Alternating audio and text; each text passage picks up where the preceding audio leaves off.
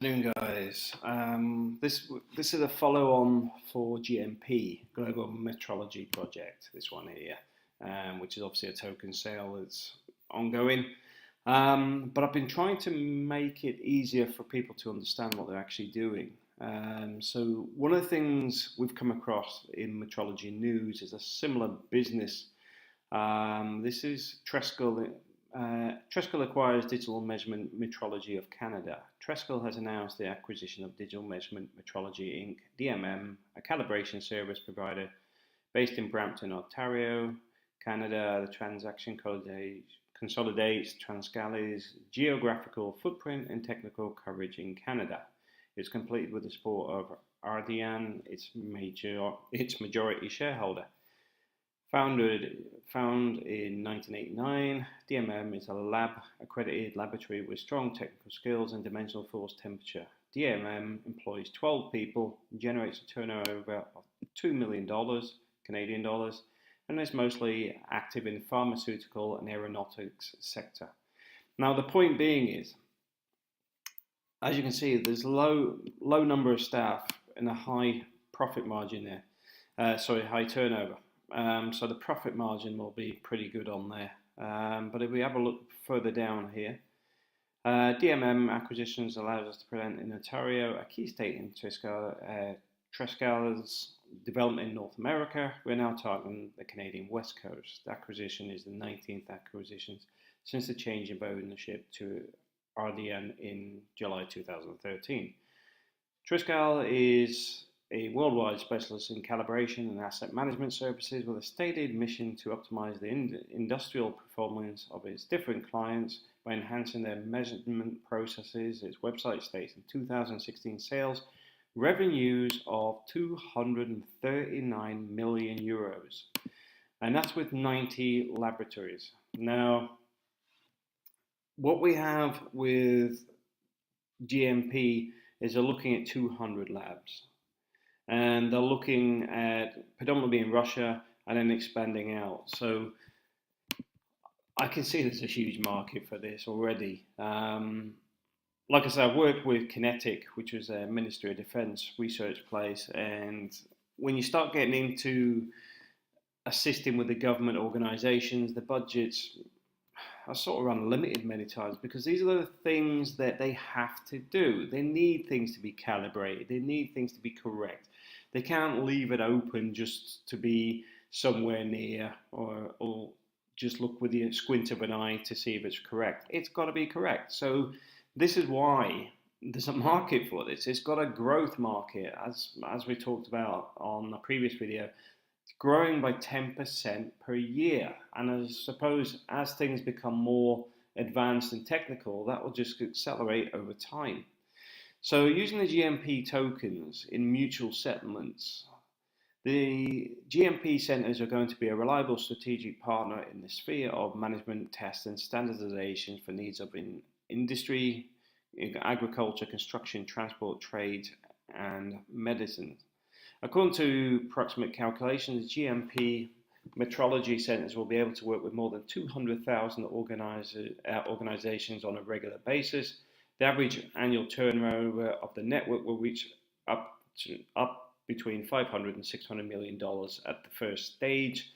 Besides, a higher profit margin will provide a good opportunity to switch a large number of mutual settlements between the counterparties to operation with GMP tokens and stimulate the counterparties with more profitable and favorable terms for their settlement. Thus, the GMP project will become a stock controller, regulating volatility of tokens by creating supply and demand. Control over high volatility gives a number of advantages to counterparties and investors, lowering the risk if the token value falls. Value growth control of the token. A significant growth of the token value is unfavorable for our contractors, and possibly planning and forecasting. So the point being here, I've talked to Sergey there. He's the head guy over at the GMP, and he was saying there's certain things they're looking at doing with the token. For example, they'll offer a sort of banking service with a token as well. So you can get a percentage payout on that where they're sort of holding the tokens. There's a whole ream of things they're looking at doing with it. But they're obviously putting a lot of thought into this, and as you can see here, it's already got a market, and that's one of the key things I look for in an ICO. First thing I look for is where is it going to sell?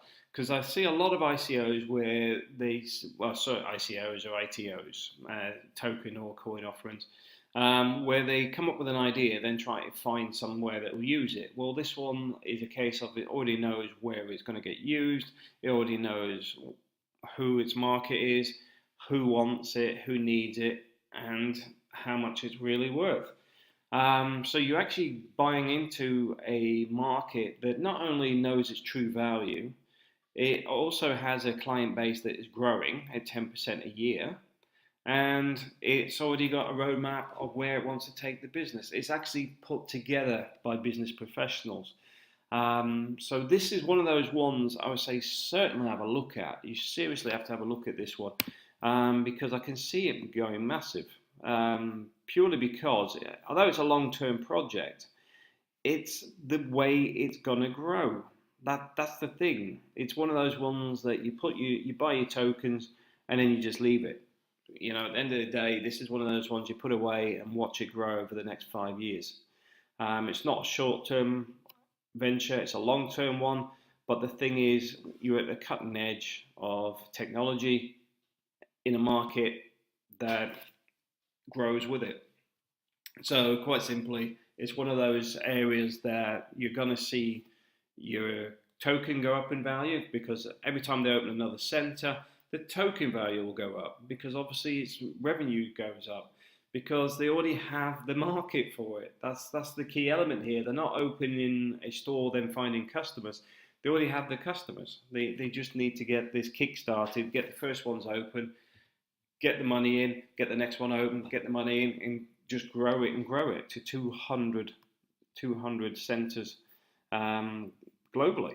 So at the end of the day, I can't see where this is one of those ones that's worth investing in, because quite simply, although it's got a long timeline, you're going to start seeing some revenue generated 2018, 2020, when the first centers start opening up, because this is where it starts to show that it's building. So, I mean, that's next year. I mean, that's not miles away, is it? Getting the first 86 centres open.